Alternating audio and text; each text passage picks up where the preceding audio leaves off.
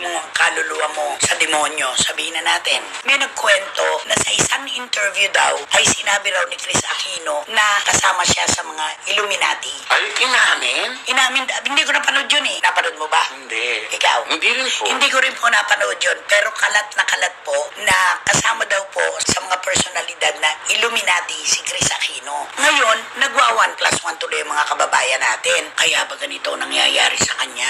Kasi ang layo sa katotohanan nito, layo. At ito pa, na dito daw dyan sa BGC, meron daw silang sambahan dyan. Ha? Yung mga Illuminati? Oo, meron daw. Kasi meron daw mga ilan-ilang artista na dito sa atin, mga artista na nagpupunta daw doon. Isasanla din nila yung buhay nila? Baka. Ipagpapalit? O dahil sa kasikatan, kaysa naman wala silang project. Hindi ba merong ano yun? Na kapag dumating ang pagkakataon na gusto mo nang Yun lumaklas, mamamatay. Yun ang babawian ka Sa anumang paraan. sa anumang paraan. Di ba kahit sa Hollywood, kahit sa bansa, merong pinag-uusapan yung tungkol sa mga Illuminati, di ba? Sila yung mga performers na sinasabi, miyembro sila ng Illuminati kung saan isinasanla nila yung kaluluwa nila para kapalit ang tagumpay. Ay, Alam mo, patok na patok doon yan sa abroad. Kaya Oo. mapapansin mo lahat yung mga sikat na sikat. Bakit sumikat to? parang may nakita nga ako niya, Ate Christy, yung cruise nakabaligtad. Ganito yan, Morley, huwag natin i-detalye yung ano nila, baka tayo makasagasa. Oo. No? Pero yung mga Illuminati po, ito yung mga performers na pinagdududahan na miyembro nitong kulto na ito. Kulto ito eh. Ipapapalit mo yung kaluluwa mo para sa tagumpay at lahat ng gusto mong mga kamit sa buhay. Ang mga sinasabi po, Elvis Presley, hindi ba pag pinanood mo ang life story ng King of Rock and Roll, di ba parang ang layo dun sa kanyang pagkatao, yung kanyang ikinamatay? Maniniwala ka, ang kanyang ikinamatay, constipation. Hirap na hirap siyang dumumi. Pagdumi lang. Magbabasa siya ng mga libro, hindi pa rin siya makadumi. Pumasok niya ngayon sa CR sa kabilang kwarto.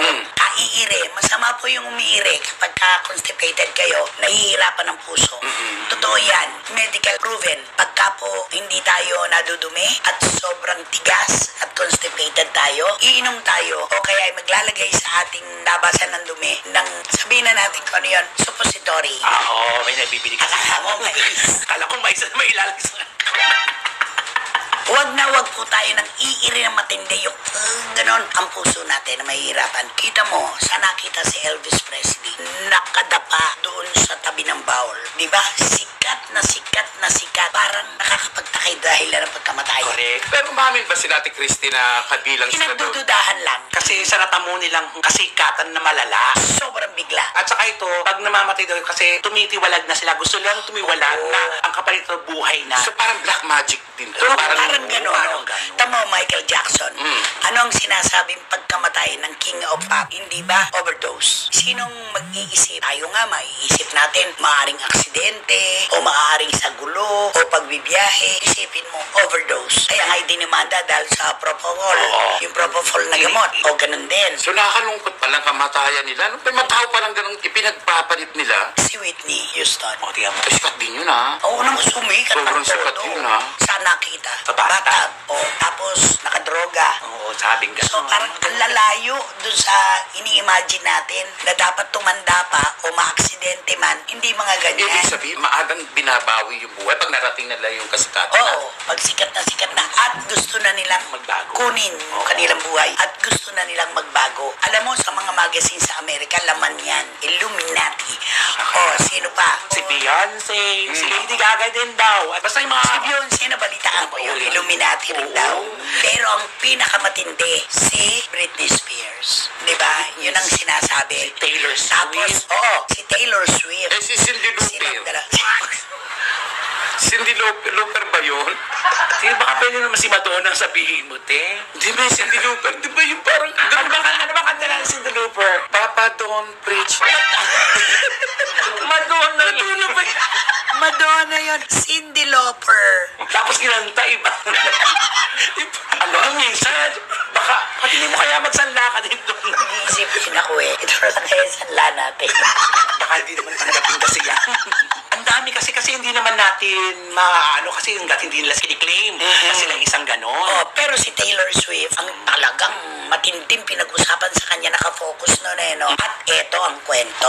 Di ba si Chris Aquino, paborito niya si Taylor Swift.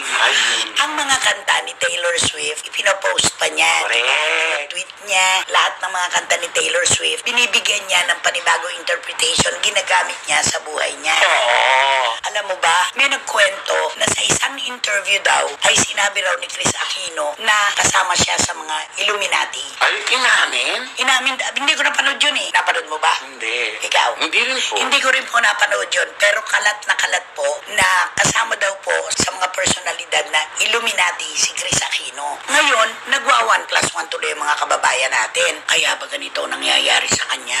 Kasi ang layo sa katotohanan nito, ang layo. May mag-iisip ba sa ating tatlo na magkakaganyan si Chris? Ay, hindi. Never. At sana naman natin, Christy, hindi totoo. Kasi bilang Pilipino, bilang Kristiyano o yung pamanang relihiyon natin, syempre hindi tayo pumapanig sa baba, doon tayo sa taas. Ang punto ko kasi, Ate Christy, sa panahon ngayon, posibleng isipin nga ng mga tao na ganun si Chris dahil narating niya agad yung gusto niyang marating. And yet, sa panahon ng kanyang kasikatan, dumating yung problema niya. At itong Pagkakasakit niya. maaari, kinukumpara siya eh. Oo. Kasi ganyan din na nangyari kina Michael Jackson, Elvis Presley, Whitney Houston. Parang bigla na parang ang layo sa katotohanan na iniisip natin. Itong pagkakasakit ni Chris, walang nag-isip na mangyayari sa kanya ito. At ito pa, na dito daw dyan sa BGC, meron daw silang sambahan dyan. Ha? Yung mga Illuminati? Oo, meron daw. Kasi meron daw mga ilan-ilang artista na dito sa atin, mga artista na nagpupunta daw doon. Isasanla din nila yung buhay nila? Baka. Ipagpapalit? Dahil sa kasikatan, kaysa naman wala silang project. Hindi ba mayroong ano yun? Na kapag dumating ang pagkakataon na gusto mo nang Yun yung bumaklas, mamamatay. Yun ang babawian ka. Sa anumang paraan. Sa anumang paraan. Grabe. Ako, Ate Christy, yung ganyang usapin, parang ang hirap talaga paniwalaan. Oo. Ang hirap Tayo, isipin. Christian country Oo, tayo. ang hirap isipin na totoo ba yan o ano ba yan. Pero bakit may mga lumalabas na ganitong balita? Oo. Gaya yun kay Chris Aquino. Inamin daw niya sa isang interview dyan na tulad din daw siya ni Taylor Swift, Illuminati. Parang ganon. Ano nga natin yan? Hanapin nga natin yan. Malay mo sa mga nanonood, may magko-comment yan, I watch that chuchu, Oo, chuchu, oo, di ba? it was in Chuchu year, ganito, ganyan, Oo. ganyan. Pero kung iisipin mo ipagpapalit mo ang kaluluwa mo sa demonyo, sabihin na natin, ipagpapalit mo ang kaluluwa mo sa isang demonyo. Okay, makukuha mo ang lahat-lahat ng gusto mo sa mundo. Kayamanan, kasikatan, lahat ng magagarbong kagamitan, lahat.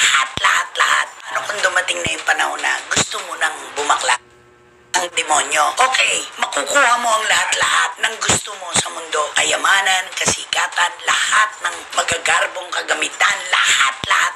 Eh paano kung dumating na yung panahon na gusto mo nang bumaklas? Oo, kasi makakaramdam ka doon ng emptiness dyan eh. Kaya may isip mo, nasa iyo na ang lahat, pero bakit may kulang? Alam mo, yung mga balitang Ang yan, hirap ipaliwanag kasi itong mga kwentuhan ganito. Kasi unang-una, wala sa atin na miyembro. Kaya hindi natin alam kung anong ganap. Di ba? Malay mo, Lahat hindi ng ka mga na- hearsay lang na Hindi ka narinig. nakakatiyak. baka bukas, sa kapilya. Namimili daw sila yung walang patong ang buhok. Bawal daw ito. Baka mamaya makita ko si Romel, nakaluhod na doon. Oo. Tinatapak-tapangan na yung DI. Basta lahat naman ito ay kumalat naman dati itong mga kwentong ito. Pero alam mo, nung lumabas yung magazine na sinasabi kung sino-sino yung mga Hollywood personalities, singers and actors na sinasabing kasama sa Illuminati, pag inisa-isa mo, parang totoo eh, yung wakas ng buhay nila. Oo. Diba? At saka kung paano sila nakilala ng buong mundo ha, hindi lang basta sarili lang bansa. Hindi ba dati sa Amerika, kapag sumikat ng todo ang isang performer o artista, ang sabi, trabaho ito ng mafia. Yan, kasama yan dati. Mafia. Parang ganun yun eh, mafia. Mafiatic ang pagsikat niya. Kasi talagang ang mafia meron ng lahat ng paraan para pasikatin ang kahit sino. Promotion, todo, maglalabas sila ng malaking pera, mapasikat lang. Di ba ito yung mga panahon nila Matt Monroe? Ayan. Yan yun. Pagkatapos nung mafiatic na sinasabi na yung mafia, ito na nga yung Illuminati. Pero ako, ti Christy and Romel, sa sarili ko pong pananaw, si Chris sumikat dahil ang mga magulang niya, politician. Kilala siya bilang Kilala isang ang pamilya. anak. Pangalawa, taklesa siya. Kung anong gusto niya sabihin, sinasabi niya. Ibinubulgar niya kung anong gusto niya sabihin. Pangatlo, tigit sa lahat, direkta siya kung magsalita. Siguro kaya sumikat siya dahil may it naman siya, hindi dahil sa miyembro siya ng Illuminati na ito. Hindi lang yun. Pag hinanapan mo ng talento, may bibigay. May ibibigay. Matalino. Kaya ako yung nagdadalawang isip ako at straightforward ako sa pag-iisip ko na hindi ako naniniwala na si Chris ay miyembro. Ako rin, hindi ako naniniwala na miyembro siya ng Illuminati. Pero may mga nagsasabi talaga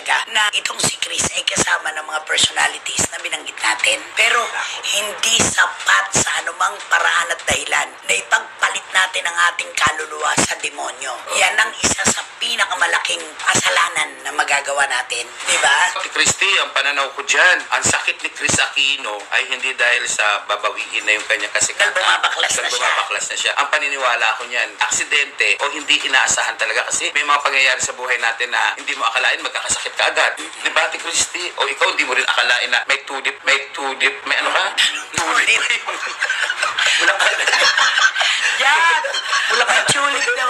Ay, laki yun. Apokalipsis. Ay, Apokalipsis. Apokalipsis. Uy, ito ay isang sakit na natural na nagaganap sa mga taong laging nagsasalita. totoo.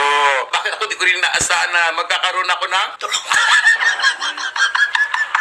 Kaya yung mga sakit na dumarating sa atin, hindi dahil ibig sabihin, may ginawa tayong kasalanan, kundi nagkakataon lang na tayo ay tinapuan. Si Chris, ipinakulam daw. Oo, yan. Ang inilagay daw sa kanyang ugat ay basyo ng baril. Di ba? Ngayon naman, AIDA naman daw, AIDS daw.